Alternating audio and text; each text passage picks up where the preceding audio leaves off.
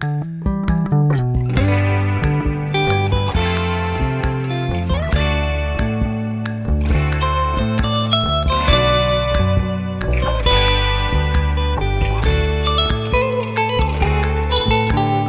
how bad was what happened in this episode in terms of like? Well, define what? Like the essentially the sexual assault. Like, it's pretty bad.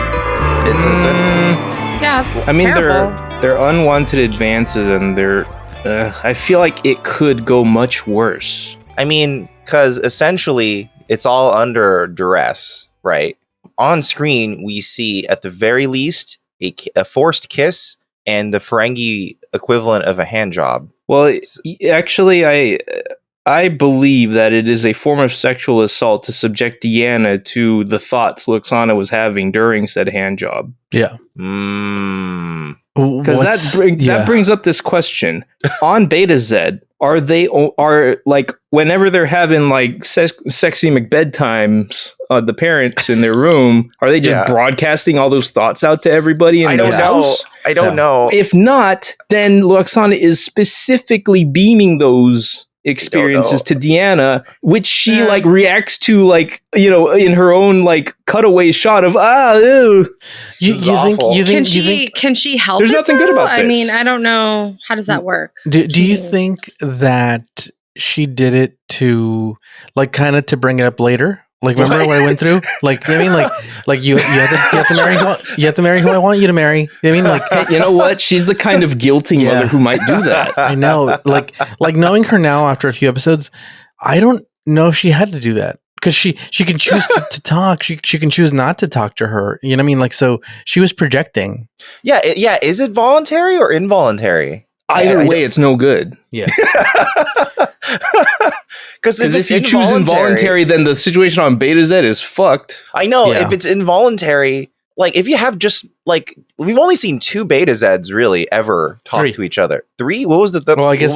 2.5. He wasn't talking. Okay. So yeah, that's true. Yeah. So okay. So imagine just it's like a party in Beta Z. It must be a fucking nightmare to be at a party. I think they choose when they want to. I don't know if it's like us talking to each other. Like, although we're talking out loud, like, imagine like we could telepathically communicate. But like, if I choose to talk to you. Imagine we were telling Dan right now, fuck Del Taco, but not saying out loud. I'm just transmitting it to him. Like, fuck. Don't worry, I hear you loud and clear, buddy. Taco Bell is the best. You mean you're not doing that right now? No. You mean I'm not? I'm just saying. Wait, then what are Taco Bell is not the best. What if I was telepathically doing it to you all the time? You know, I'm really craving Taco Bell right now. Taco Bell is just mildly better than Del Taco. It's not like some sort of Martin, get out of here. Would an establishment that is mildly better than Del Taco bring back a beloved item only to remove it from the menu immediately again? Is that what happened with the Mexican pizza? It's gone again. Wait, already? It's gone? They're building up more anticipation for the next time they bring it back. Is the Mexican pizza now their version of the McRib? Is that what they're doing? Okay. To put a more positive spin on it, this is what actually happened. They so severely underestimated the popularity of its return that when it came back, it caused a lot of stress to their actual stores. They kind of shut down the operations. They ran out of ground beef in a bunch of places. It sucked. And so they were like, wow, like, fuck, we had no idea it was like this beloved. I mean, they advertised the hell out of it. What did they think? You know what? I think that what happened to Taco Bell is exactly what happened to Morbius this weekend. I fucking knew it. They brought it back. We were too excited, and they're like, "We're taking it out." People are too excited. They're talking about it on the internet. That's actually what happened. Yeah. No, okay. It's worth noting here that there was actual desire for Mexican pizza, as opposed to Morbius, where Sony thought there was actual desire for Morbius. Brought it back to theaters for a weekend and fucking ate shit because they don't understand understand the internet or memes. Who do you think? Do you think the oldest people in the industry work at Sony? Well, they're so good though. I'm so glad that was the outcome. They're like so good. Some high-ranking executive was like, my grandson was showing me a bunch. There's so many Morbius memes. They love Morbius. What are you guys talking about? People are talking about it right now. We should re-release it. And they're like, Tom, I don't think so. He's like, look, trust me. Two of my grandkids showed me their phones and all Morbius stuff. All Morbius. See, look, he's morbing out. It's why didn't we time. put that? Why is that line not in the movie? Yeah. Look, they made up a damn catchprise for us, John. Yeah. Oh my god. He's like, they're saying it's Morbin time. Why didn't we put that in the movie? Yeah. Why didn't we? I think they just don't understand that there's a whole generation of people who consume media only tangentially. Yeah. Like. Also, and subsequently, ironically, to be honest, we need the Morbiuses of the world. Do you mean? Or else, who would we make fun of? You know? We have to. Yeah. And also, I'm very glad. Movies. Hey man, more people enjoy Del Taco than Morbius. Oh yeah, I can say that with confidence. Yeah, to the point where they actually bought Del Taco. Like, they wanted them as they an bought actual Del Taco stock. Yeah. I'll just say this last bit about Morbius. I'm just glad that Sony got it back in theaters and lost all that money before or pretty much at the same time as Jared Leto killing the meme by contributing to it himself. What? He contributed. He posted up a video of himself reading a fake script of Morbius 2. Yeah. Which included many of the lines and memes currently circulating. That's so cringy. So along with that, Sony lost their money. It's the perfect little bow on all of this, and we can just drop it now. No more. It's okay, guys. Memes are being created and killed at a faster rate than ever before. How long did You're the Man Now dog survive on the internet? And now look at Morbin time. That went and gone in like a month at most. Well, they're rising and falling faster than K-pop stars. General tech literacy has increased too much, I think. Yeah. And social media also exploded. Like, that's the main thing. Yeah. Yeah. Too many people retweet. People can burn out on a joke, and it's, derivatives so much faster now. Yeah. Yeah. I do have to say this, a little spoiler alert for this episode. I was enjoying the episode until the end. It killed it for me. Well, yeah. Oh my god, I'm the complete opposite. You loved it at the end? Yeah, I was not enjoying the episode until the end. Okay. So you like the payoff with Wesley's arc.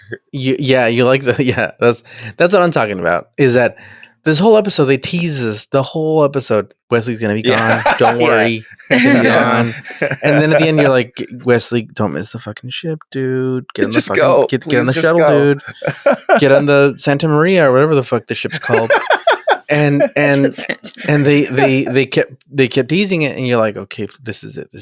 Yeah. And then the sexual assault aside. Setting that aside for a moment. Set that aside for a moment. This is the episode that shows us how much privilege fucking Wesley has. You're right. By a country mile. This is like a long roundabout way to make nepotism seem noble. Yeah.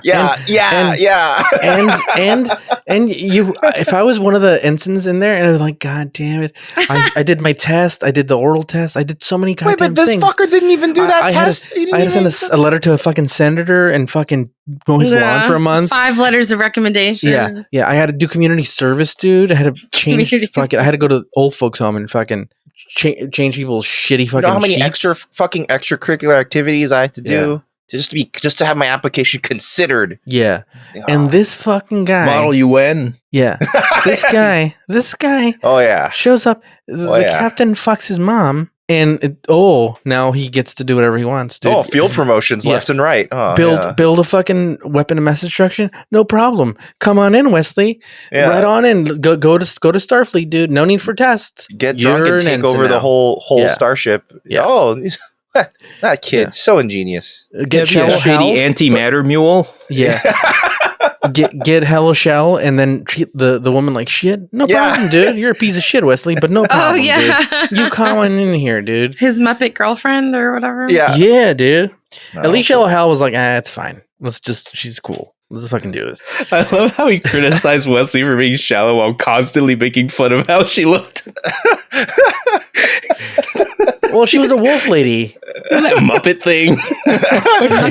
No. That's the difference is that despite being the Muppet thing, we're like, that's cool though. Whereas Wesley, we are likening it to Muppets because we're into Muppets. Muppets are cool. Yeah. Except for Ricardo hates the Muppets. Yeah. I hate the Muppets, dude. Well, I wasn't talking about that. I didn't like that part. I liked more like the Picard. I liked more like the Picard when he got on his, Shakespearean. Yeah. Because I love when he does that. One of the most famous stuff. I'm gonna spoil it now before anything, but god damn it, they should have just said, you know what, fuck you guys. Once Loxana was on the ship, I'd have been like, fuck you guys, kidnapping, sexual assault, all these things. You know what? No fucking trial for you, dude. You guys are fucking dead. Boom! You shoot him out of the sky and go, Mr. Worf, are those torpedoes still ready? Mr. Worf, did you see anything? Did anybody on the bridge see anything? And they're like, no, didn't see anything. I think Loxana's still not on the bridge. I don't see her. Yeah, I don't see her here. We were just flying by and we just saw all this debris out of nowhere, right, Wesley? Since you just got a promotion. Yep. Yeah, that's how I sounds. That's how Wesley responds. Yep. Whatever you say, Captain. That's why he got promoted, because he just does whatever Picard does. Yeah. Oh, yeah. Sounds like the static sounds funny. Man. Let's start this, dude. I'm at a 10 already, dude. We Ménage a Troi this week. It's the semi-annual Loxana Troi episode. We're here. You saw Ménage a Troi. Ménage a Troi. This episode. Wait, what are we? We're newbie Star Trek. That's what we are. I'm here with Marvin. No, I'm Marvin. I would like to say that as of this episode, I can say with confidence that I've never seen this before. Oh, okay. So now you're also the newbie. Right. Oh, wow. It's possible that my newbie hood began with Sarek, but like parts of it, like I couldn't remember for sure if I had seen it yet or seen it or not. But this one, absolutely, I have never seen. Okay, cool. So cool. Right around here, I can say with certainty, even the Picard thing at the end, because that's so famous. The scene of him doing all the. Well, they say that it's because it's so famous. I can't be sure because I've seen like those gifs and like him the meme him doing that in the chair with his arm. Yeah, and all that stuff. Like, what is this I've bullshit? Seen it. They always use that for the caption of him doing. Yeah. Yes. Oh, so they do. For that. I'm not. Welcome, Dan, to the club. Yeah. Wait, I thought you were talking about the end bit of Sarek.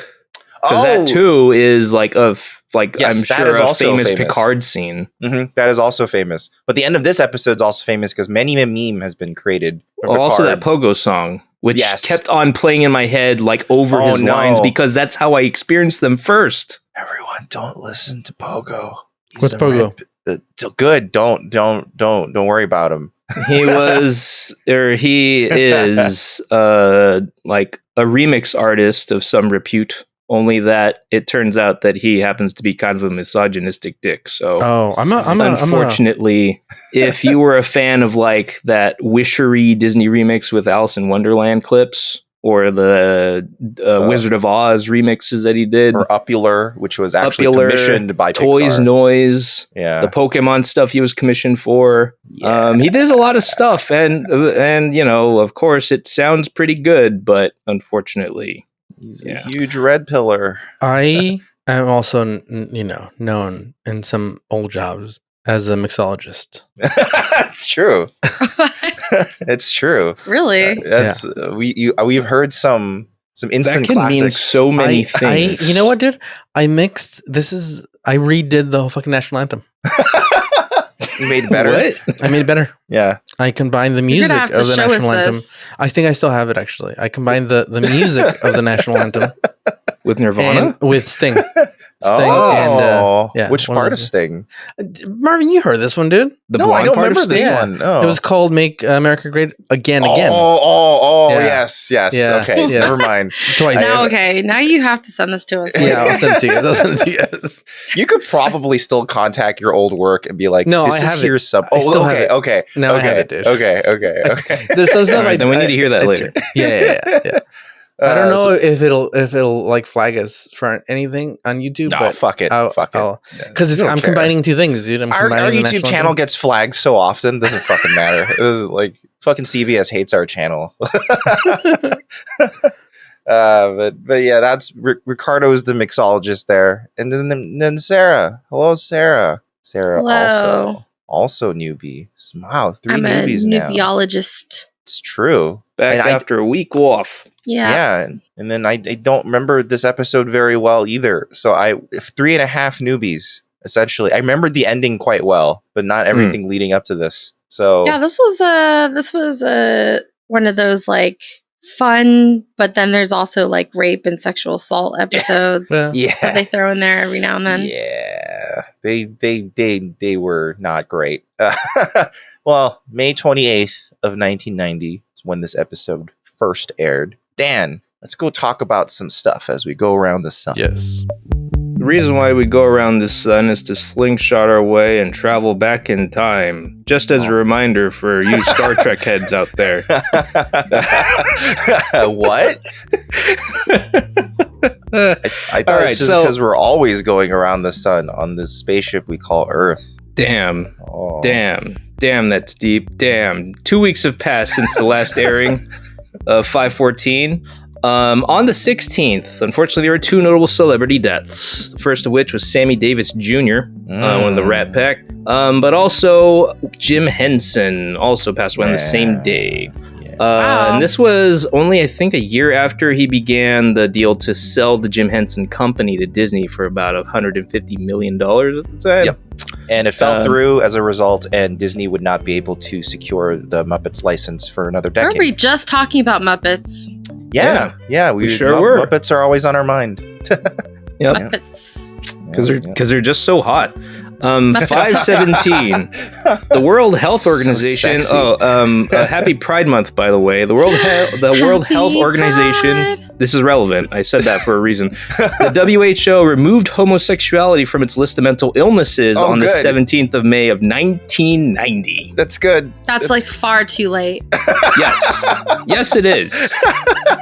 But just to give you a reminder, it's how also far we haven't come. How far we haven't come, how far we have come. It's one of those glass half full, half empty sorts of things. But, we keep on working at it. Just keep working at it. 521 at the Cannes Film Festival. David Lynch won the Palme d'Or for Wild at Heart. Wait, that's what he won for? Wild at Heart's okay. Yeah, it's not his most highly revered work, but that's what got him the Palme. So I guess that's what happens. It's like how Hitchcock, he almost got his Oscar. Did he get an Oscar, Hitchcock? I don't know. All I know is that Scorsese has an Oscar for The Departed. Yeah, which is like his best movie. Yep. Okay. Guess whatever. All right. All right now. Also on the 21st. You couldn't even hold it together as you. It's better than Bring Out the Dead or anything like that. It's fine. Well, sure. It's good. It's a benign movie to win a Oscar. Yeah, isn't that how it always works? Whenever you have a great actor or a great filmmaker with a body of work, the one they win the Oscar for ends up being like this one. Yeah, like Sean Penn and isn't that who won an Oscar recently? Will Smith. Yeah, Tim Burton. Yeah, Will Smith's Oscar was for that. He was honestly and then he slapped somebody. Yeah. Well, first he slapped and then he slapped. Yeah, and then he won. See, that's what I thought of when you bring this up. Somebody finally won an Oscar. Wait, did he have to give the award back? No, I think he gets to keep it. Yeah. Okay, well. So who cares? He's not going to win an Oscar again. So. Yeah, it's not like he was ever going to win another one. Yeah. I didn't like his role in that movie. Like, I felt like, he wasn't wow, that good. That was the movie he won. To be honest, he got the best deal out of it. Look, he already won an Oscar. He's not going to win again. I mean, I'm going to. Sorry, I don't know, but I assume. But here's the thing. Well, now he's definitely not going to. And because I said it, I know. And you don't have to. Your publicist is never going to have to make you go to the Oscars because you're like, I'm literally banned. I can't go.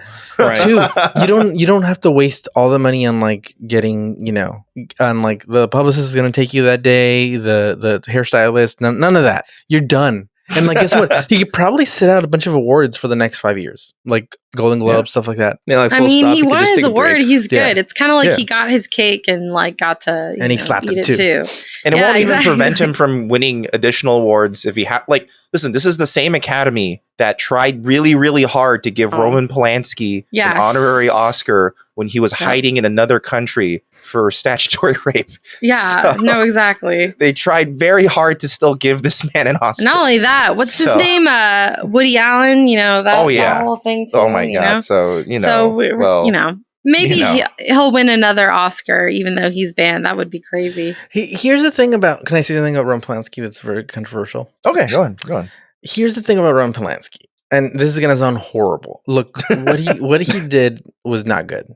But I think even the girl came out and she's like, it's fucking whatever, right? She was like whatever about it. Look, he survived the Holocaust, and his wife and unborn child were brutally murdered. I feel like karma got him already.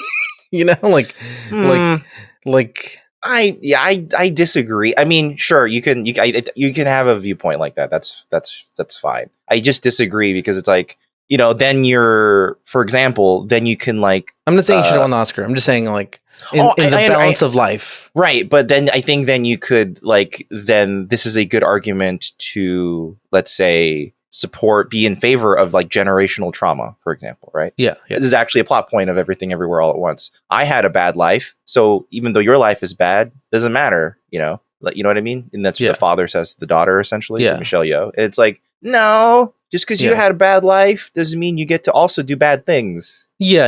So that's sort of my take on that, I guess. I'm not saying the Holocaust is equivalent to trauma as a child, and it's a very different type of scenario. But I just think that it doesn't necessarily excuse someone, especially preemptively. But all this proves my point, which is the human race is a piece of shit, and no aliens will ever visit us.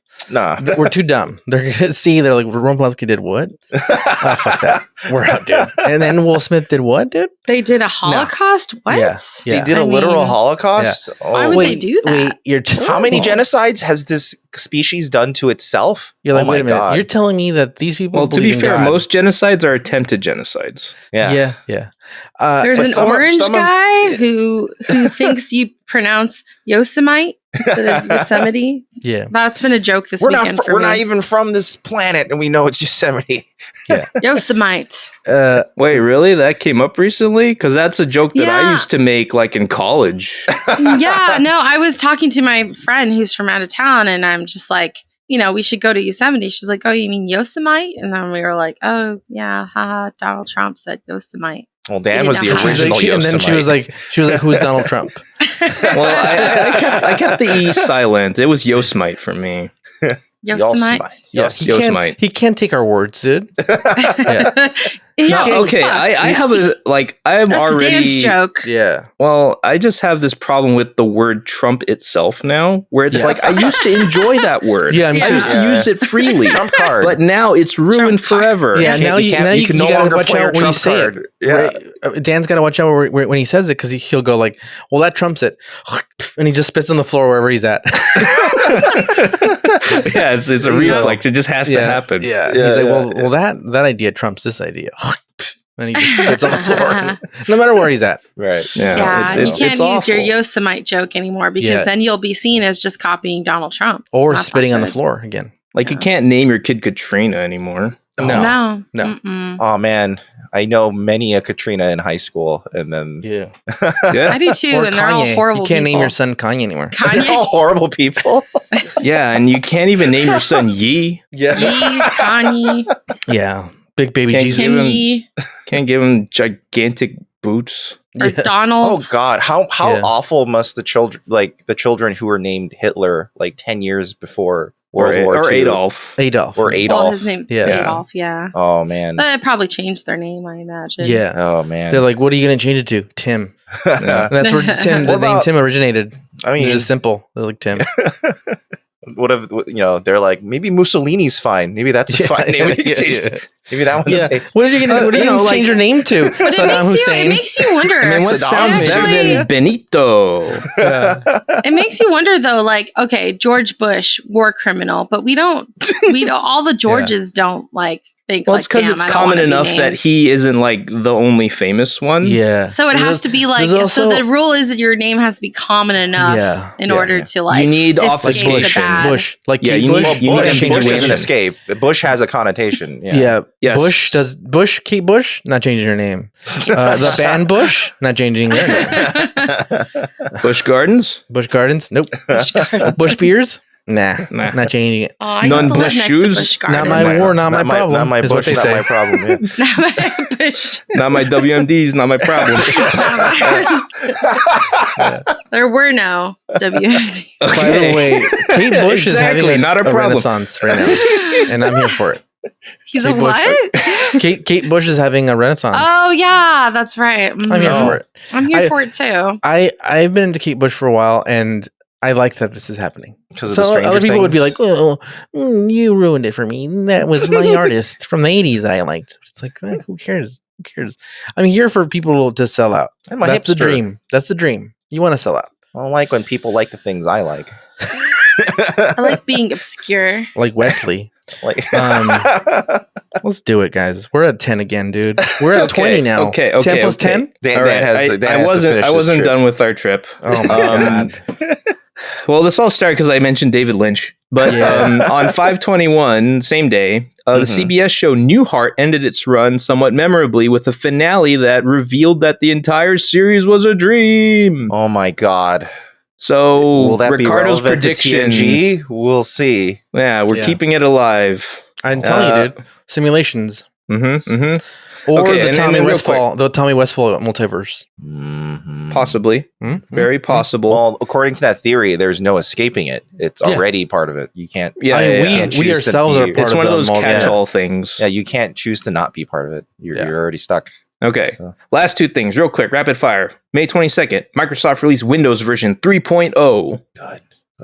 And then on the 24th, on the weekend prior to the airing of Ménage, Back to the Future 3 released. Oh, nice. People don't love that movie as much as the other two, but I still like it. I like it. I like it a lot, actually. Yeah, it's a fun movie. What do you want? If you just don't, if you're not that concerned about the amount of time travel in it, it's a great movie. It has a lot of great callbacks to the first few movies. It has a satisfying narrative, and ZZ It also Top's has. also in it. It's also where Doc Brown says, "Howdy doody time." Yes. Yeah. Yeah. I don't know why I love that line so It's Back much. to the Future 3, right? You're talking Yes, 3. It's where the little kid points his dick. Remember? Yeah. Because Yes. At the very, very end of the At the movie. very end, he's pointing at his dick. He's trying to One tell of his Doc's mom kids. off screen. Yeah. Yeah. He's like, I gotta pee, dude. Yeah, I gotta and pee. This union is very relaxed. Not a strict union. They're not letting me fucking pee.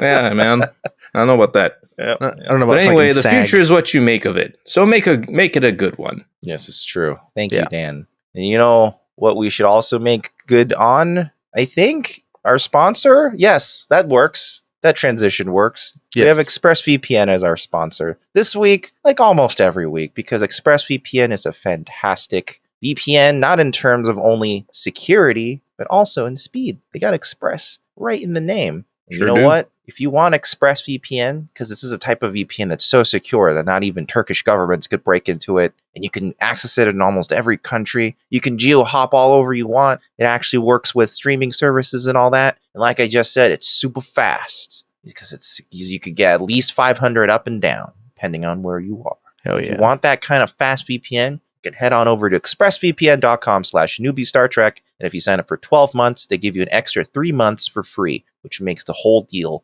49% off. And also, like I said last week, they've always had a 30-day money-back guarantee that I haven't ever pointed out before. But they do. So if you don't like it, just ask for your money back, and it's fine. They'll do it. So that's expressvpn.com/newbie-Star-Trek. And you sign up for 12 months, you get 3 months for free. 49% off. Pretty good deal. By the way, Ricardo. By the way, Star Trek: The Next Generation is part of the Tommy Westphall universe. Oh yeah, everything. Big time. Shows that have not been made yet.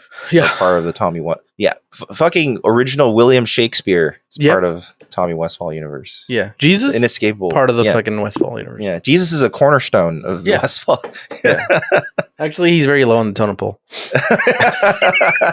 It's quite insignificant. Neo from the Matrix ranks higher in the Tommy Westphall universe than Jesus. Look, did Jesus ever stop a bunch of bullets in midair? Yeah. No, he just got shot, probably. Yeah. Not even that cool. Let's do it. Ricardo, could you please tell us what happened in this episode? Who is this?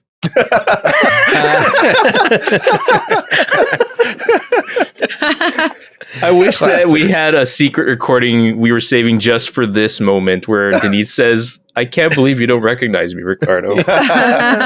One day I should just like mix it up, and it's just like it's just Deanna or someone I find on Cameo. I used to someone completely different. One day maybe we could get one of the Damons, Matt Damon, or Damon Wayans, We just need a budget, so please buy that ExpressVPN and jerky. buy that jerky, dude. If you buy enough jerky or we might be able to afford Jonathan Frakes. Yeah, we could get Jonathan Frakes as a cameo on the podcast. Please, everybody, help us. We need lots of VPNs. All right, guys. We're not living the dream yet, guys. This episode was shit, dude. Tell you why. It's not the best episode in the world. It's not the best. It's not the best. No. Okay. The episode starts off and, dude, we're always going to a delegation, coming from a conference. It's always, they're always going to some Comic-Con event or coming from it or transporting somebody to one. Look, I get it that why don't they even let the Ferengi on? Like, why are we even? Because it was a big old deal. It was a conference, and the. I'm tired for them. I'm tired of going to conferences. I'm tired of going to cons and agreements. You know, and Uber rides. One episode. I just want them to go to a fuck planet and not fuck it up. You know what I mean? Like it's just a straightforward, it's just a porno. Like Wesley, like their problem is that they don't have enough wine, and they're like, oh, we're gonna make wine, dude, and then they have to go to the next planet and barter. They have a really mundane problem. Like, we need like a Seinfeld episode where just like really nothing happens. Where nothing happens. Yeah. They're trying to get soup and like we just like it's just random shit. They need an episode that's like an episode of Terrace House. They're just like all just hanging out and then trying to just have a good time.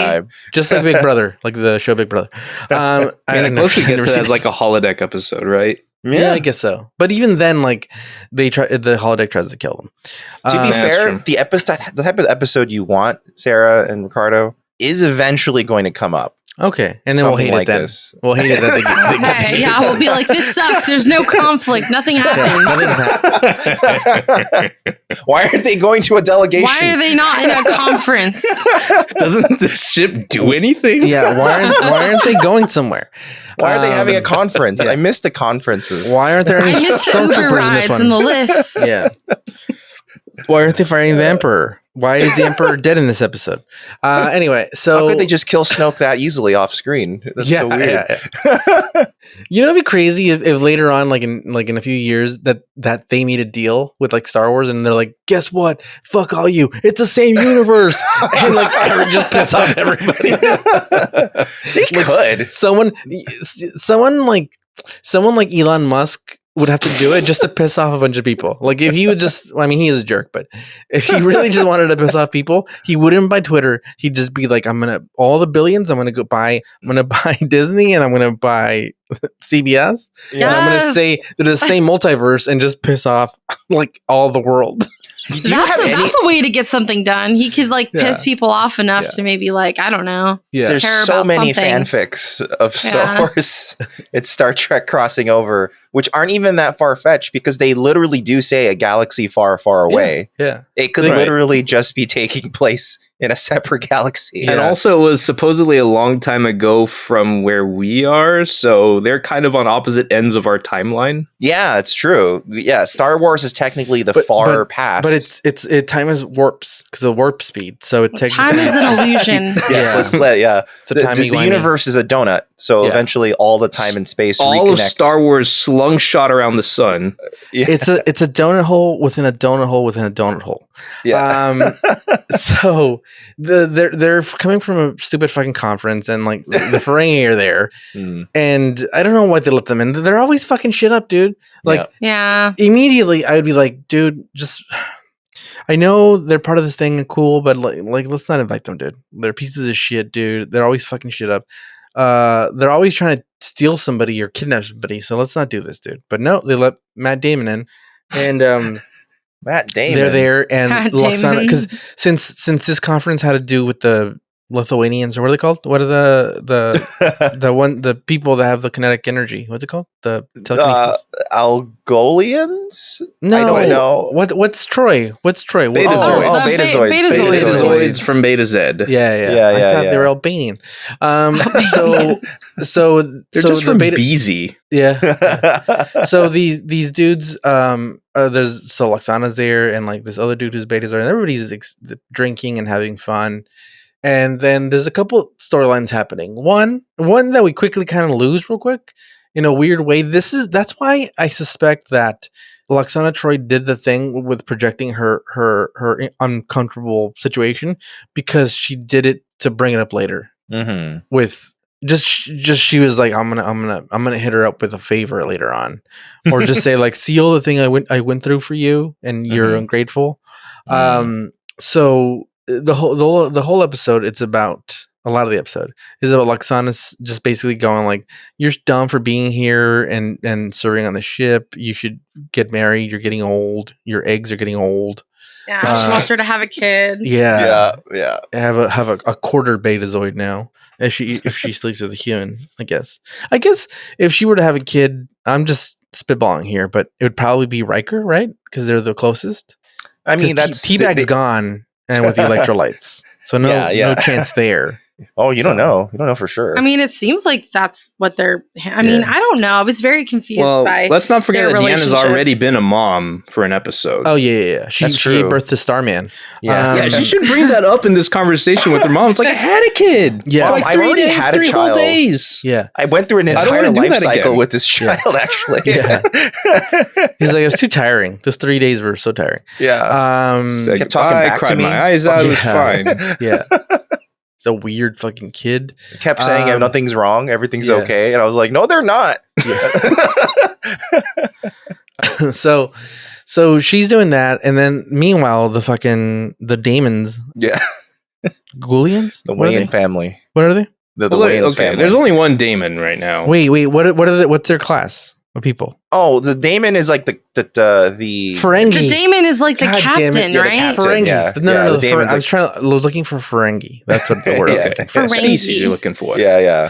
So the Ferengi are there, so they're celebrating, and of course they're scheming, and one of the Ferengi gets drunk. And by the way, if you're listening to the podcast, you probably have seen all these shows. If you haven't, if you're a newbie just like us, follow along, dude. It's getting crazy.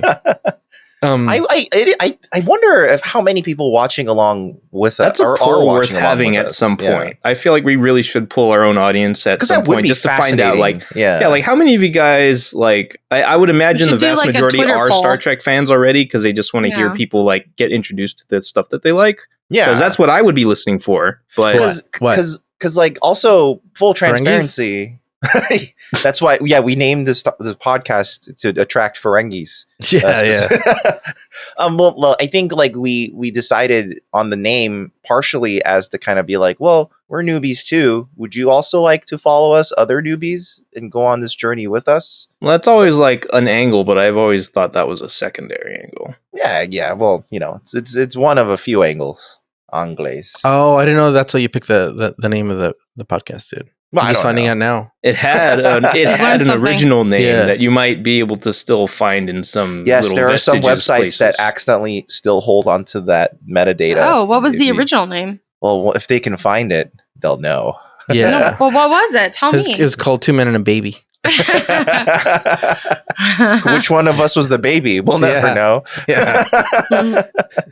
It's crazy. Well, I don't know why we had that name, but that was our name. It just stuck in our mind, and we're like, that's what. Oh, And then we're like, well, what about 2.5 Men? And we're like, no, that show's really good and really popular. No, we only like Ted Danson. This is a Ted Danson household. Yeah, not a Charlie Sheen household. Okay, all right. So the Ferengi are there, and then one of the Ferengi gets drunk, and he's like, "Oh man, Lwaxana is fucking hot, bro." I mean, he's not lying. She's an attractive older gal. I want to know who on the crew or like production team or who it was that made it such a mandate that she be displaying cleavage at all times. Yeah, I think she it was has a great chest. Look. I think it was Patrick Stewart. Might have been. Yeah, he's like, it's Gene Roddenberry. Probably her husband. Right? Dude, it was Patrick Stewart. He's like, I'd like to see those bosoms, please. I'd like display to see them for me. He's like, he Jonathan, needs to see everything. Yeah, Jonathan, please relay to the director that I'd like to see more bosoms. Why are we talking about him like he's fucking Sean Connery? Not Patrick I don't know why he's talking like Sean Connery. Like maybe he's like number one. If they put one of yours in the hospital, you put one of theirs in the morgue.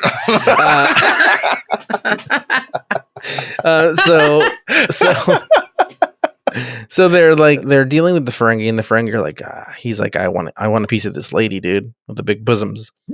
And meanwhile, there's this fucking Ghoulian playing like this instrument. And I agree with the fucking Ferengi. This is shit music. Shit music, dude. And distracting, and like just like play something else, dude. Do you know any fucking Toto or fucking Springsteen? The only time that Wesley doesn't go, why are they playing this music? It's so weird. Yeah, it's like the only time that it actually defends like a culture. Yeah. He's like, don't they look weird? The only time he's not xenophobic. Yeah.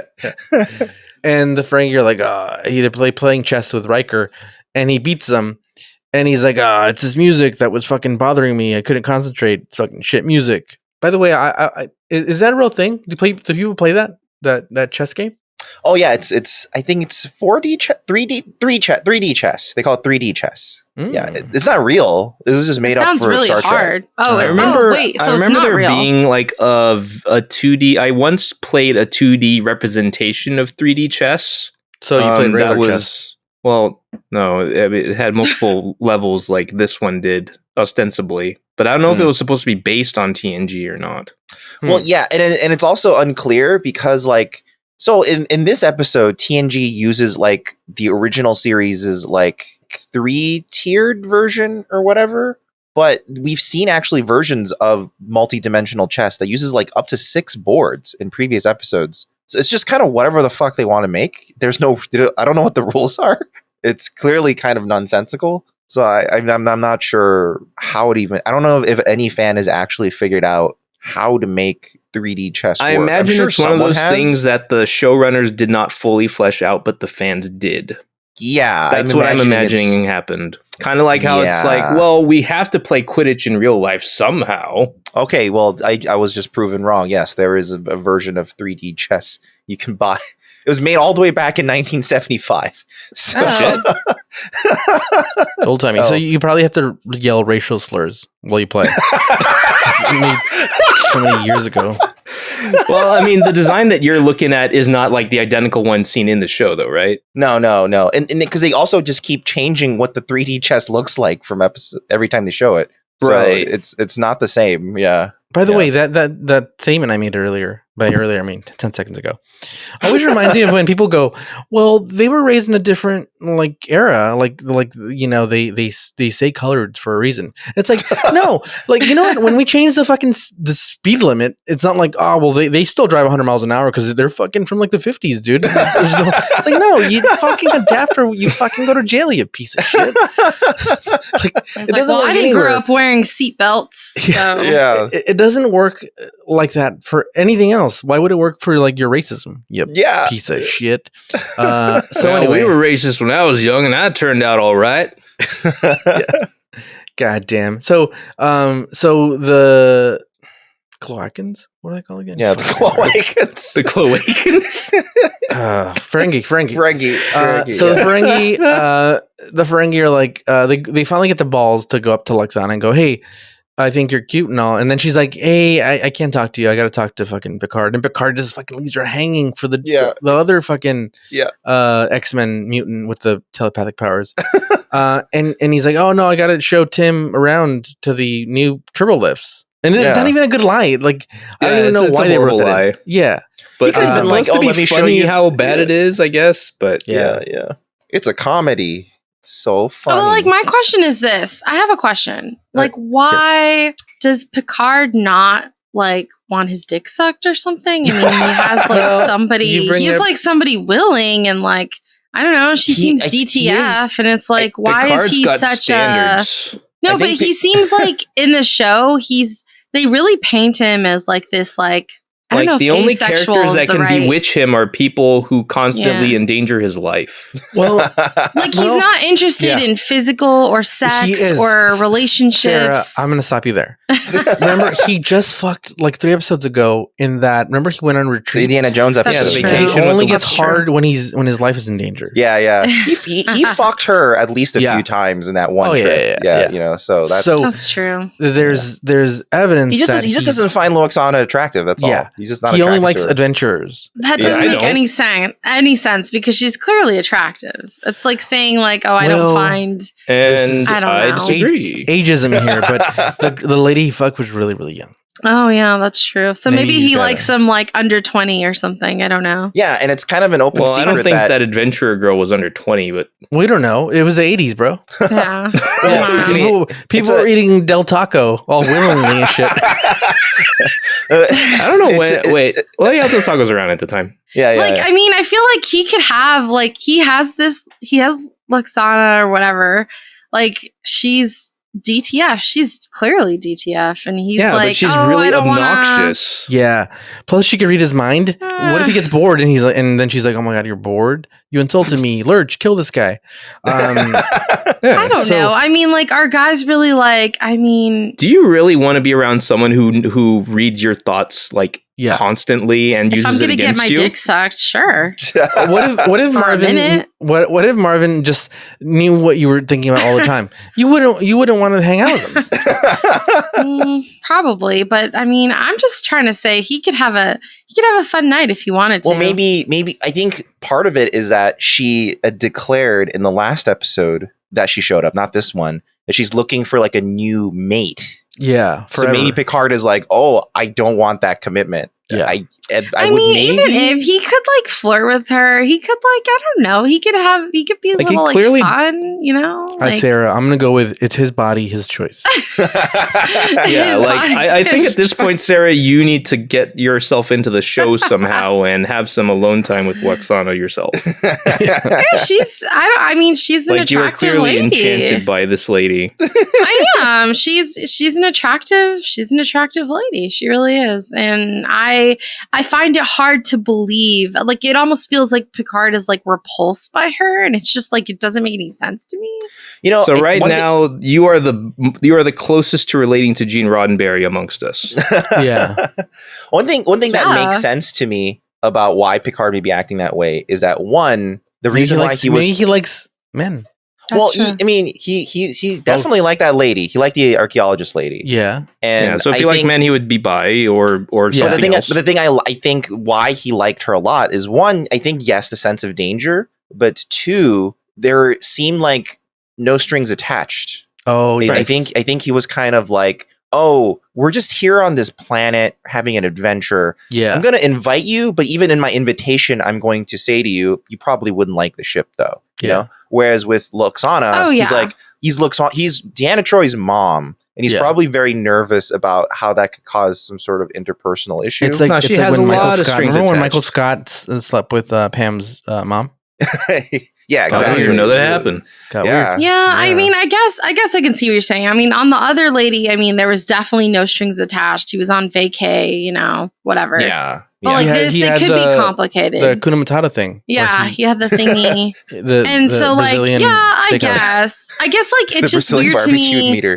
It's weird to me how he plays it. The way Patrick Stewart plays it is like kind of like slightly repulsed. I'm like, you know, like she's kind of annoying. I think they're trying to play her up as like at least slightly repulsive. Yeah. That's so weird because I don't find at least a little annoying. That way. I think everyone's. She can be annoying, but you can be like, I don't know. It's just interesting. I find it interesting the way he's playing his relationship with her. That's all. It is interesting, especially in also relation to the fact that behind the scenes we know this is Gene Roddenberry's wife. Right, and she's also a treat her like this. she's a super conventional, beautiful woman who you in your mind would like, what guy would treat her this way? Yeah, it is interesting. Conventionally in society, she wouldn't be treated that way normally. I think they're trying to imply that it's entirely her personality that people are kind of turned off by. They're kind of like, oh my god, she's a lot. Well, Picard, she's a lot. Well, they do seem to be making some sort of statement with her wardrobe. Well, I love her wardrobe. Her wardrobe is beautiful. What the Ferengi are attracted. Their main attraction is that she can read minds, and they could trick people. Yeah, they do find her attractive too. But Tog only. Tog did find her attractive. Everyone else is like, splitting. And I think like the other person she's hit on the crew was Riker. Yeah, and Riker was like, oh, you're my lover's mom. So that's weird. And then one other, I think she also hit on Worf. But then I think Worf is kind of like, oh, well, I'm an honorable Klingon. So he's like not going to really do anything. Like he barely did anything with his old flame. They only did it after like he got like into like a virtual fight with enemies with her. He's like, there's no more Tapatio on the ship.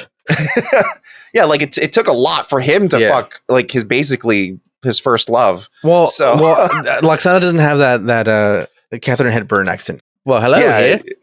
Would you like to have some Tapatio and have sex?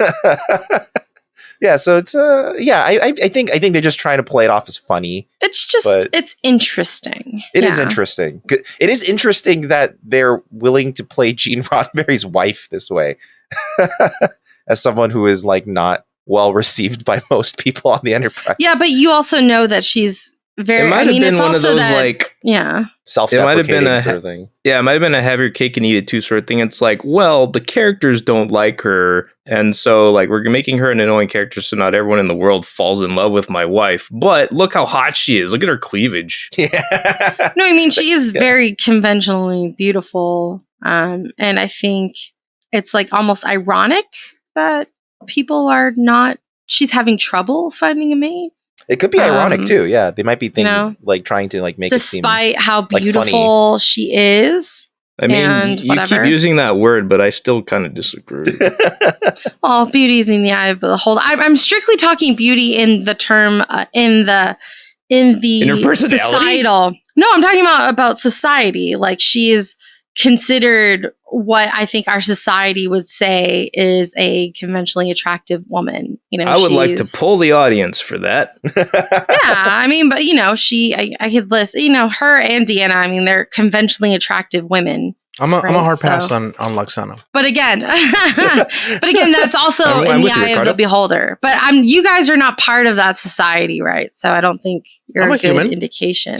Yeah, but I mean, like, you know what I mean? Like, wow, you're saying Dan and Ricardo are not part of conventional society. Wow, I'm subhuman now. Wow. Yeah, no, I mean, you know what I mean? Like, it's just, it's you know, young. It's looking good. It's this. It's being fit. It's having a nice chest. It's having a nice body. It's, you know, nice hair, nice makeup, blah, blah, blah. You know, whatever. Conventional stuff that not everybody adheres to, of course. Yeah. So. Yeah, but the Ferengi, he shows up with his flowers. He's ready to get married. Yeah. So the Ferengi is like, who do I talk to? Name? Who do I talk to? Yeah, he's like, who do I talk to? Who needs the what is it? The dowry? Yeah. The dowry. Who do I pay? Gosh. Who do I pay for this? I love her outfit in this scene. Her outfit's amazing. She's beautiful. Yeah, I think you're obsessed with Lwaxana. Yeah, it really sounds that way. I'm obsessed with her outfits. Her outfits, I mean, they style her very well. I think they did a very good job styling her. And the when the guy goes, how much? Like, how much? How much? She's like, fuck off, you asshole. And like, she tells him off, and he's like humiliated. And his friend's like, dude, that was a fucking bitch ass move, dude. you embarrass yourself in front of those people. God damn it, dude. You embarrass yourself in front of all these people, dude. So embarrassing, dude. Yeah. So embarrassing, dude. You got your ass wrecked, dude. Yeah. You got wrecked, man. And he's like, let's get the fuck out of here. And he's like, no, I must have her, dude. And then so they finally kind of fuck off for a bit. And then basically like, Lwaxana is horrible. You find out this because in the next scene when she's like kind of being unbearable and like she keeps calling her daughter the little one, doesn't like give her like the respect of an adult. Basically, like, hey, I get it, I'm your baby, but like at some point, like you got to just treat me like a human being and like an adult, you know? Mm-hmm. And she's mad at her mom, basically, and so she's like. Basically, on each side, like basically someone tells Deanna, like, oh, we should take a short leave. And then Picard's like, well, you should take a short leave too. Wink, wink, you know? Mm-hmm. And so they go on short leave together and they go to Temptation Island or whatever this is called. Temptation Island, yes. So that's Beta's. It turns out that's Huntington Library. Gardens? Yeah, Huntington Gardens. Didn't they use that already once or twice? Yeah. For the I think so, yeah. I think they used it again, yeah. And before it looks like Justice again, but... I don't know. They have a meeting where like Wesley created something or some bullshit, some software. He did a good job. Wesley had a good idea. Yeah, and then Wesley's like, no, it was all Geordi. For the first time, he's not being a bitch. And he's like, no, it was Geordi helped and like everybody helped. And he's like, Geordi's like, nah, fuck that. That was all you, bro. And then like basically like Picard's like, I'm proud of you, you know. Basically, in so many words, he tells him he's proud of him. Right. And they basically established that, he's like, not my sperm, not my son. And so he's like, all right, well, anyway, we're going to miss you, dude. And you good luck in the Nebuchadnezzar.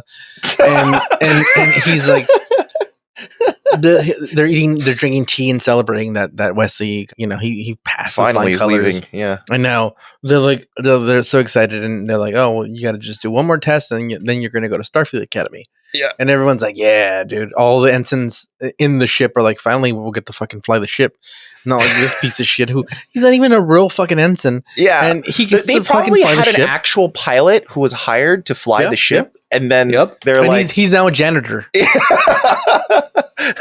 Because this privileged son of a bitch is walking around the halls. If I were him, there should be, I don't know if there's like an episode where like just a bunch of crew members plot his death. You know? And they're like, this guy with privilege, dude. We're gonna that would be an amazing like meta episode where like where like the original ensign is now a replicator attendant in 10 Forward. Yeah, and it's like it like mirrors how fans have like very negatively viewed Wesley, and it's like they actually start making complaints that are similar to fan complaints. They're like, why does he get to always be on the bridge when there are other more qualified? Yeah. Isn't that the fucker who tried to take over the ship like a year ago? Yeah. Didn't he get drunk and try to kill all of us? No. That was a different child. I remember that voice on the PA system. And you let him fly the ship? He impersonated the captain. That's got to be some sort of crime. Yeah. Remember when he, as a science project, he made like an atomic bomb? Yeah, he made an antimatter explosion device. Yeah. Remember for a science project where he accidentally flooded the Enterprise with nanobots? And they started taking over. Yeah. No, their response is the typical, we've dealt with this internally to make sure it'll never happen again. Yeah, they're like, boys will be boys. We arbitrated internally, and everyone's happy now. We reached an amicable agreement. We've discussed with him, and we've come to an agreement. Yeah. Go fly around, find a planet that's not part of the Geneva Convention, or wherever fucking this bullshit is, and have him fucking executed in that planet. Or just drop him. Just drop him outside, above the atmosphere, and then as he falls towards the planet, he'll just. Anyway, so they go to this planet. Fuck, dude. We've been fucking recording for an hour. We're not even halfway through the goddamn episode. So Deanna, Troi, and Riker go down to this planet, and it's beautiful. Mm-hmm. They're having fun. They're kissing each other. They're talking about their when they were together before. And so I almost had to think that, like, I thought that this was like fake, almost like it's weird how lovey-dovey they are when they're not on the ship. It's like they're like almost dating. I was like asking, I was like, is this real?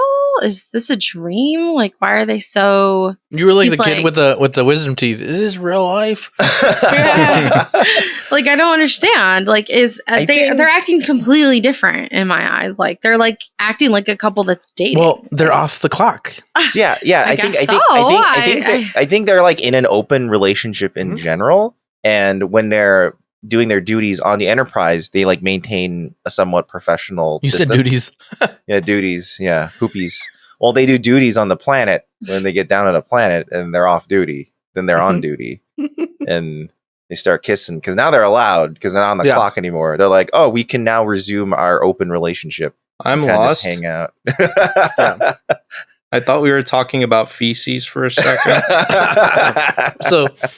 So Riker and Deanna are interrupted by her mom, Lwaxana. She shows up and she's like, "Oh, look! Coincidentally, I brought some fucking picnic lunch." And Riker's like, "Oh, damn it!" And so is Deanna, honestly. Yeah, he's like, yeah, "Oh, Deanna's like," and she gives him a fucking lettuce, or fucking romaine lettuce. Piece of kale. Yeah, and he's like, "Isn't this delicious?" And he's like, "I fucking hate." There's kale, blood in its veins. That's why it's warm. Yeah, you're like, yeah, okay. And then the Ferengi show up, and he's like, "I'm here. I'm love." And then he just beams him up, like no questions, no nothing. Also, what I'm thinking is, didn't Riker have his little, his little Motorola thing?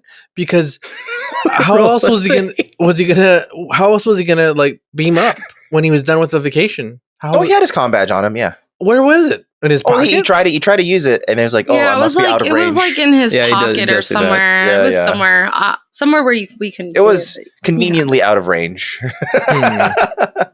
Sometimes the comm badge can navigate or can communicate across the galaxy. Sometimes, yeah. There's dead spots. There's dead. It's like it's like T-Mobile. There's dead spots. Yeah, there's dead spots around. So they get kidnapped and they get put in a cell. And then they're trying to escape. And then all of a sudden they get Deanna and Lwaxana get transported into a different room, but they're fucking naked. Yep. Yeah. That was very gratuitous. Yes. And we find out that I think they were going to get like deloused or something.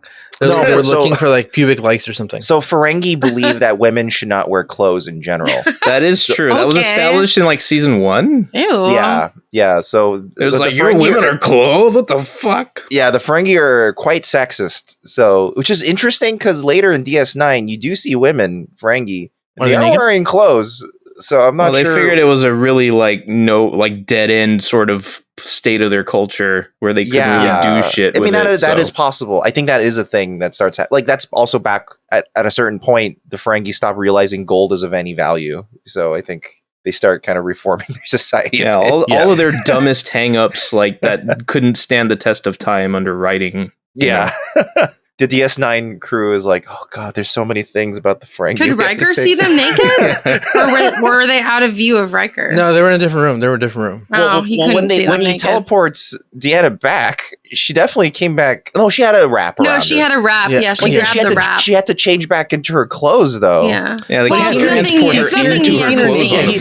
seen it all. He's seen it all already, so that's fine. She's not embarrassed. And so she gets beamed back, and the Ferengi keeps other Lwaxana, and there's these fucking ghouls playing chess, and Riker's like, "That's how I'm gonna get them later." Fucking. And did you guys notice that when Riker is like in his cell and he's watching them play chess, there's a reversed fucking R2-D2 head above them? What? Oh yeah. Hang on, let me see. Like there's like the top of R2-D2 is like up, it's like their ceiling light or something. Yeah. That is weird. It's a weird detail. Yeah. And then anyway, so there's 2 sexual assaults in this episode. The first comes when this Damon dude kisses Lwaxana without her consent, and against her will. And then later on, he's basically like, dude, like horrible things are gonna happen, like blah blah. And basically, Lwaxana like reasons in her head, like, well, if I give in, maybe they'll let Riker and Deanna go. And so she kind of, in distress, still kind of hooks up with this dude, and then she's rubbing his ears and stuff. She gives him like an ear job. Which is it's huge, No, it's a big deal. He said it's the best he's ever had. So yeah. And then so Umoxes, Umox. Unagi. And then Riker's like, "Hey, you want to play chess, my dude?" And he's like, "No, this is a fucking thing." And he's like, "Dude, all right, let's play." So he's playing from the cell, but he's like, "I'm tired. My back hurts. I don't know if you noticed, but I have back issues since like 82." And so he's like, "I'm gonna sit down. I can't see that far." And he's like, "All right, I'll let you out." And then next thing you know, he's fucking the dude's knocked out, dude. Yeah, he gets punched out off screen, and Riker just goes, "Oh, he's got an iron jaw." But that one punch knocks him out for like days. Like when I first heard Iron Jaw, I mistook that as like, wait, does that mean he tried to bite him and he clamped down really hard? But it's like, no, he's trying to. It's a play on glass jaw. It's supposed to be I thought the same thing. Jaw. I actually thought he bit him. Did he bite something. Him? And so this whole time while Lwaxana has the fucking dude. The aggressive fucking Ferengi dude. And he's like laying in her lap and stuff. Yeah. Like it's so gross. And she's telepathically sending her messages to Deanna, who's like grossed out and stuff. He's like, ugh. And she's not like worried. If you notice, like her reaction's not like, oh fuck, poor mom. Like, fuck, dude, we gotta get her. No, it's like, ugh. So which makes me think that it's willingly that she's projecting, not that's annoying. That's bad. And specifically because of her reaction that in itself is sexual assault. Everyone's doing bad things to each other. So then the fucking stupid Ferengi is really relaxed because of the ear job. And Riker and Deanna Troi are trying to get in communication with the Enterprise. So they're like, hey, this ship is fucking very stupid, and it requires the head dude, the guy who's in charge, his password. That only works like that. Somebody wants to get a coffee, fucking go ask the guy for a password. He like micromanages everything, I guess, because his one password unlocks everything. If you want to teach the computer something, if you want to order food, you got to get the boss to give you this password. He's not using LastPass, not a sponsor, but He's like the IT department. No admin permissions on anything. You can't install like VLC or Firefox anything. In my last job, and even this one, there's a lot of that. Like, can I install this? And it's like, yeah, bro, it's your computer. And then in my last job, it was like to the point where they were making fun of me. That was like, hey, can I install like Firefox instead of using? He's like, why wouldn't you, man? Like, calm down. Don't get aggressive, dude. Well, it's because the job where Ricardo and I worked at. It'd be like, can we update the Chrome on this? And they're like, I don't know. That could be a security issue. And we're like, isn't not updating Chrome a security issue? We're still using AOL disks. Yeah. We were literally, because we VM'd into a computer, and that VM was using Internet Explorer as its only browser. Yeah. Which made it like impossible to actually open some websites that just don't support it anymore. It was beautiful. It was a beautiful system. So this guy, they're like, hey, you need to get this dude's fucking Damon Togg's email address and his password. And she's like, all right, I'll work on it. And then she's like, all right, I'm gonna make you a fucking delicious drink. It's gonna get you all horned up. Let me get what's your password? Let me get your password. And he's about to give it to her. He's like halfway through, and this other dude shows up, and he's like, you fucking idiot, dude. Yeah, he was listening the whole time. I told you, I told you, don't give your password out. I told you, don't write it down. Nothing, dude. No fucking the Chrome, IT department just cracked down on him. Yeah. He's like, guess what, dude? You just lost your fucking privileges, dude. Now you're not in charge of the passwords. By the way, that password he was about to say out loud, it's stated in the script as Ke Yuri Dadhei, which is apparently yet another reference to as the Dan would say, the anime Dirty Pair. Yeah, so they love referencing this anime because they have two characters named Kei and Yuri. So Yeah. And you're saying it now too. I know. And then meanwhile, the Enterprise goes to the fucking the planet they were in, and they're like, "Hey, what's the deal? Like, they disappeared. What happened to them?" And then Data finds the flowers that the Damon had brought for Lwaxana, and he's like, "Oh man, these flowers are like from a Ferengi world. They're fucking stinky flowers." He didn't say stinky flowers, but I imagine they're really stinky. These flowers are stinky in there. He's like, it's like garlic flowers. I can tell these are Ferengi. They smell horrible. And then so Riker's like, God damn, we're never gonna get that password. And so Riker hides. This is very stupid how they did this, but here we go.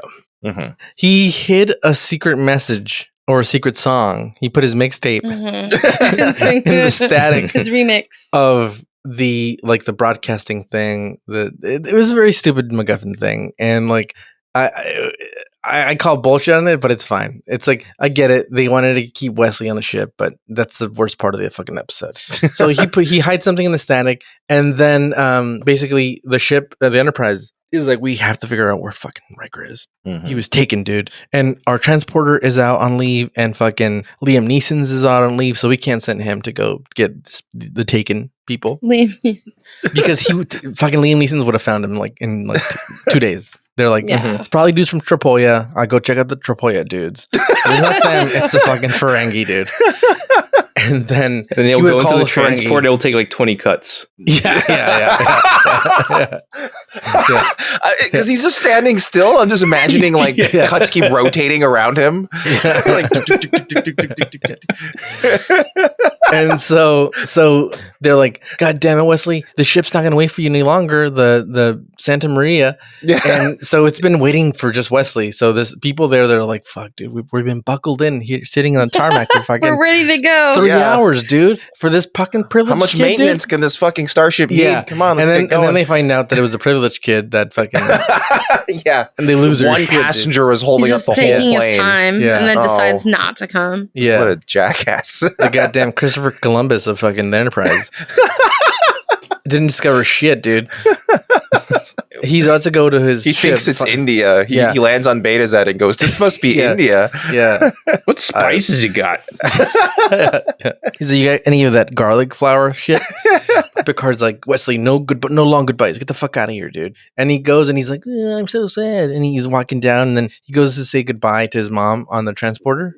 Basically, he's literally gonna get zapped to the ship. Yeah. And he's like, "Oh my god, I remember something." And all fucking annoying and shit, just like that, dude. I find it funny that he was running to the transporter, and his mom, it wasn't his first thought to like, I have to see my mom before I go. No. Like, he's just like, I gotta go. Yeah. Fuck my mom. Yeah. I haven't seen my mom the whole episode. Also, his mom was probably waiting in the transporter room for like an hour, which is waiting like, when's this guy gonna show up, dude? And so Wesley goes back. The most motherly thing she's ever done. Like, actually wait for him with the backpack. She showed up. She was actually treating a guy bleeding out in the transporter room. She just happened to be there. You mean she was killing a man? Yes. Yeah. Treating. She was killing a man with Del Taco. And then this is getting out of hand. I know. Del Taco is never going to sponsor us now. So anyway, Wesley gets back and he's like, "Oh, I remember. I heard a pattern when I was listening to the thing." And he's like, "What pattern, you idiot?" And they're like, "Look, hear the static. Data, can you isolate this?" And it's like, couldn't Data have done that? Like, couldn't Data have gone like, "Oh, that's interesting. My ear picks up everything." Yeah, usually picks up on shit like that too. Yeah. And it's like weird that they didn't go to Data, but I get it. Stupid fucking episode. And so they're like, "Look, you hear that? It's a fucking beat. Hear that beat? It's the dude who is fucking playing the DJ, DJ Khaled." And he's like, "Oh shit, you're right, dude." And he's like, "It's gotta be Riker because he fucking loves that fucking song, dude. It's his fucking anthem, dude. It's Pitbull. You should cut Pitbull into this fucking Sarah's thing, big dude. favorite, in TikTok, Mr. Worldwide Jam. Like, damn, it's fucking Pitbull. He loves Pitbull. Will Smith. Those are Sarah's big favorites, right there. Dun. Anyway, Mr. 305. Mr. 305, Mr. Worldwide. Yeah.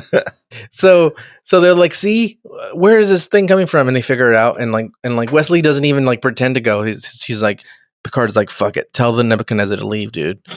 And they're like, fucking finally, dude. We've been waiting here for like hours. And so they beam back, and basically Lwaxana makes a deal. He's like, hey, what if I stay and I'm your wife and I'll help you make deals and I'll read everybody's mind, but let my daughter and my son-in-law go.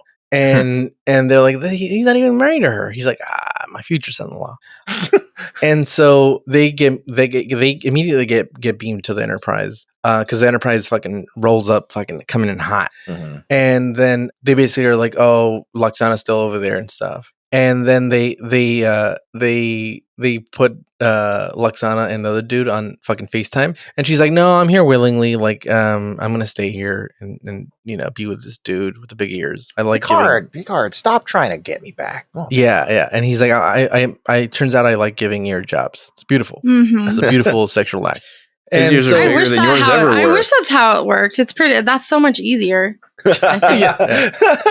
And so you could also like immediately tell if a guy, like, you never get to know a person's private parts until you're like kind of into the relationship. So like if you can see it right away and you're like, okay, that's cool. Didn't you say he gets complicated? Like he has like a big ear energy. Like, you mean complimented?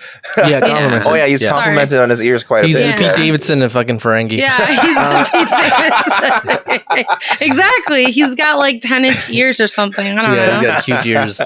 So Deanna's like, you gotta pretend like you gotta really ham it up, dude. And he's like, to be, or he starts fucking reciting bullshit fucking poems, dude. One of the best scenes in the series. And my thing is like, I love it. You finally got rid of her. And she's there, quote unquote, willingly. Let her be. She found a husband forever. Let her ride. Yeah.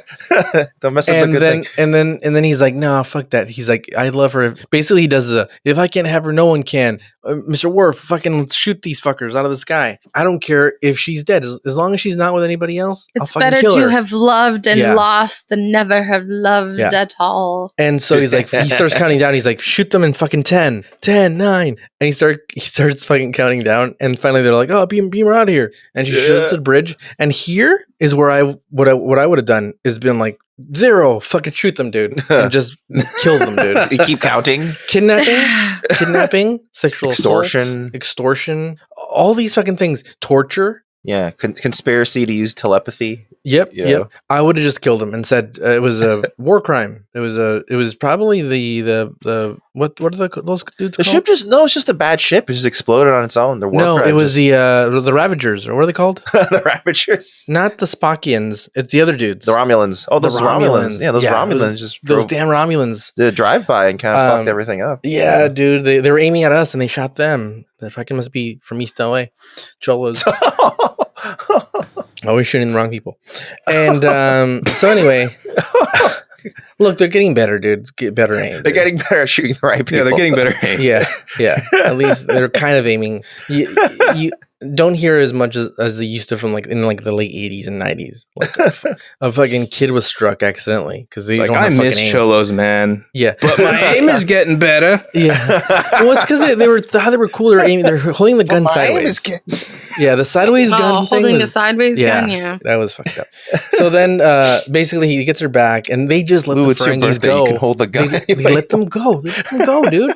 And then at the end, the last thing is Wesley gets called into Picard's thing, and he's like, "Hey, wait another year, dude. It's not like we have a ship that can go up to warp 9 and get the fuck out of there. It's not like we can't just get you to where you were supposed to go on our own. Yeah, it's not like we can just say, hey, he literally just helped us save the second in command here, and he prevented war crimes from happening. It's not like we can do any of that. It's not like I have pull, and it's not like everybody loves me as a fucking captain. It's not like the Enterprise is literally the fastest ship in the Federation. Literally.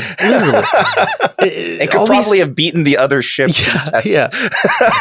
They would have shown up, and he's like, I'm done with my test. I'm in already. But no, it's a bullshit fucking cop out. And he's like, hey, another year, Wesley. And he's like, sorry, dude. Back to Sean Connery. Yeah. He's like, have I ever told you my motto? And he's like, what, Captain? He's like, if they put one of yours in the hospital, you put one. See, he has that motto, but he didn't kill a Ferengi? Fuck him, dude. Yeah. Jason Statham would not have stood for that, dude. Captain Jason Statham would have just beat the shit out of him. He'd have been like, beam me up to their ship. Beam me aboard. Yeah. He's like, Deanna, bring me my motor oil. Rub me down. Well, he teleports with the oil drum, and then he knocks it over, and the oil goes under the force field, zaps it open, and then he just kicks everybody's fucking ass, dude. Yeah, of course. He's like, what's the Irish fucking transporter guy? O'Brien. Miles O'Brien. He's like, Miles O'Brien, transport me an oil drum and 2 bike pedals and some duct tape. So basically, Wesley is privileged, as we could see, and that's it. That was the end of this episode. Yeah, he just kind of gets to do whatever he wants. In real life, also, he's a piece of shit. I know. Well, actually, Will Wheaton seems to be a nice guy, but in real life, he was also Gene Roddenberry. After the promotion in the episode itself, in real life, gave him his Navy lieutenant bars that he received while he was really in the Navy, and he gave it to Will Wheaton. Why? That's bullshit, dude. Because he liked him a lot, I guess. Ugh. And apparently you can't I see myself in you, young man. I think literally that's what it was. And also he can't because I wrote it that way. Yeah, I know. yeah, exactly. And apparently you can't just do that. Apparently you have to do that in a ceremony. So they actually had to summon the Joint Chiefs of Staff do it, which at the time, from the Navy? Yeah, which at the time was none other than General Colin Powell. So there's apparently this photo of Colin Powell on the set of TNG sitting in the captain's chair next to a really confused looking LeVar Burton. Wow. Bullshit. That's quite a bit of trivia. It's very strange. It's a very strange thing Gene Roddenberry decided to do. And probably didn't. It probably made Will Wheaton feel a bit better at the time, but it probably made everyone else kind of hate him a little bit more because he's getting such special treatment for almost no reason. Yeah. He's just playing his part on the show like everyone else. Yeah. It's like, I mean, who knows? I just read the lines. I don't remember. I don't know what the fan reaction or what they were able to get back in terms of feedback, but I guess it's believable that Will Wheaton would have started hearing or seeing backlash about his character. Yeah. And he might have needed a pick-me-up around that time. Yeah. I mean, he definitely was aware of how much of a mixed reception he was getting at the time. A lot of people didn't really like him on the show, but then it turns out a lot of people really did in a lot of ways. It's funny. We get a lot of comments on our TikTok from people who were like younger girls back in the day. And they're like, oh my God, I always thought Will Wheaton was so cute. And then and they were banking on that. Yeah, it legitimately worked in that market. So that's cool, I guess. Who are the young girls going to think is cute? Fucking Picard? I mean, Riker's pretty cute. He's a little too dad for young girls. You need someone younger to crush on. You can't crush on Jonathan Frakes if you're 13. There's another word for dad that might apply, but never mind. So it's you gotta... Yeah, he's the one that's closest if you're watching it as a young person, I guess. Yeah. Will Wheaton was the classic, young sidekick, scrappy, whatever the fuck, that hangs around the main cast to be important for no reason. But since they are important, you as a kid get to, live out that fantasy. It's Robin. That's what all Robin was. Exactly. That's true. Huh? That's all sidekicks in general. Yeah, at least he's a sidekick. Yeah. He's definitely a sidekick. Yeah, he is the quintessential superhero sidekick. Yeah, in Star Trek applied form. To a bridge crew. Yeah. I mean, I did really like my takeaways. I liked I could give my rating now. I give this a 6. But my favorite part was, of course, Picard and his Shakespearean. I love when he does Luxana's that. outfits. Yes, and her beautiful outfits, which I want all of them. I love them. And I'm gonna give it a 5. That was my favorite part. Oh, you're gonna give it a 5? Okay, Yeah. That's fair, I guess. I can see that. I'm with Sarah in the 6th department, but I do want to point out one particular thing at the very beginning of this episode. Mm-hmm. There's a part where Picard stops mid-line to take a drink from his glass. Oh yeah, it's a bit weird. It's just weird. It just interrupts. He interrupts his own line to take a sip and then finish the line. It's was that he didn't remember it? Maybe he was like, "Wait, what was my line?" Oh, right. Like, Mid-drink, "What he was my remembers. Like I just wanted to point that out. Someone else find that funny too, please. I find it funny. Thank you. Whoa.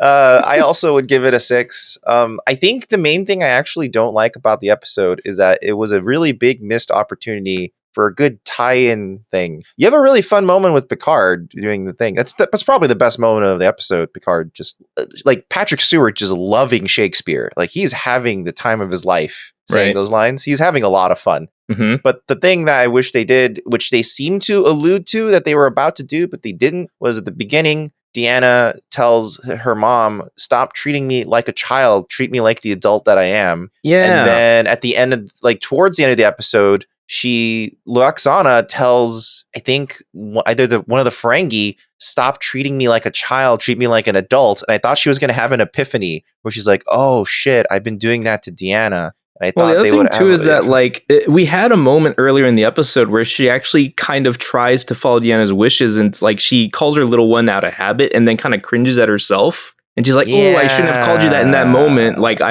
in that moment, I at least wanted to respect her wishes then. But then she reverts back to little one wholesale, like later in the episode. And then it's never addressed. Yeah, there's no closure. So there's no progress made on that. I think at the end, she still does call her little one. Yeah, she just keep calling her little one. Yeah. And Deanna stops being angry about it too. So it's like they really dropped it. Yeah.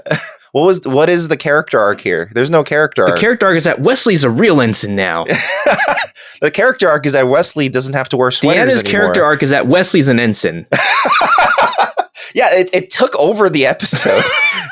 Stopped being about Deanna and Luxana, and it turned into a Wesley episode, which is very odd. It's a very odd setup, and I don't like it. Not just because Wesley sucks, but because it's made the episode shitty and not focused. And it's a bad episode. The best thing to come out of the episode is the Shakespeare sequence, which has been turned into many a meme, and that's fine. But yeah, that's Ménage à Troi.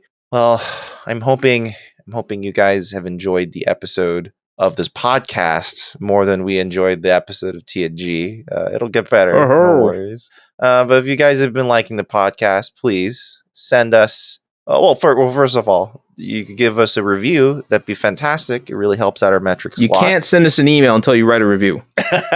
Yeah, if you're on Spotify does ratings. A lot of you have given ratings so far. That's really awesome. Thank you so much. If you're on Apple Podcasts, you can give a review or a rating. And same for our Podcast Addict. And also maybe elsewhere. I don't know. Let me know. We're not very good at the logistics of it. So just let us know. Now, one of these days, we just need to have like a little bit of a census poll, like just a survey to direct people toward. I see that. Well, I see the I see the metrics on Podbean. Yeah, but I'm talking about things like, hey, are you actually a fan who's watching for the first time with us, or all that shit that we don't know? Just throw up a poll on social media, see what people say. Yeah. We don't have that many Twitter followers, though. Yeah, you can do it on Insta.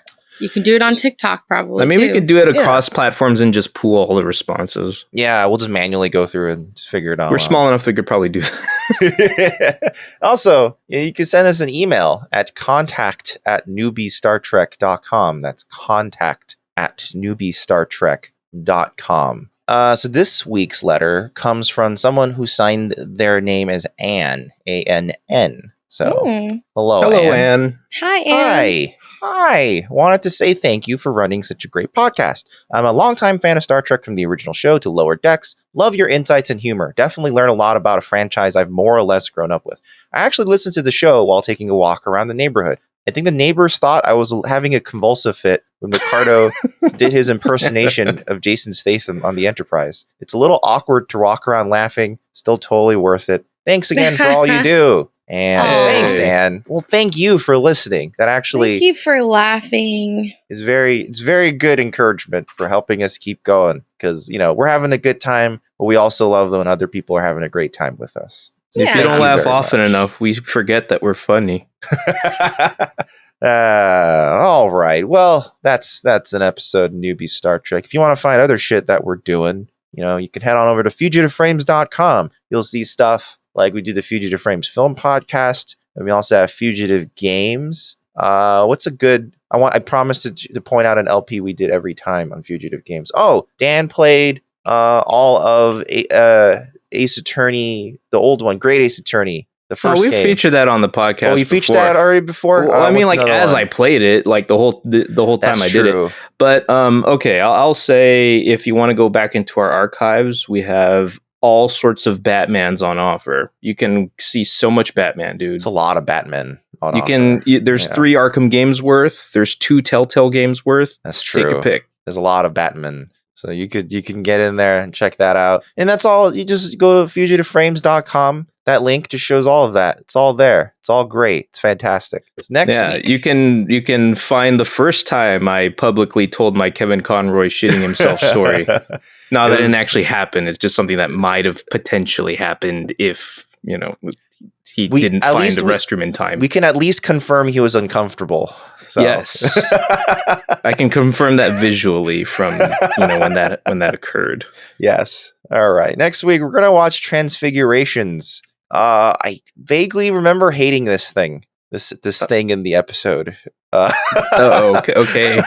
This thing, huh? Yeah. So I like hearing these vague things without knowing what the episode's about now. Like this is new material for me. So yeah, let's get into this thing that you hate. Yeah, I remember thinking this is awful. But we'll see. Maybe it's great. Okay. Yeah. So until then, we'll see you guys next time. Everybody, stay safe. COVID's a little weird right now. It's getting weird. We love again. you. Stay safe. We love you. Safe. Thank you guys for listening. You all are so awesome. Bye. Bye. Later, guys. We love you.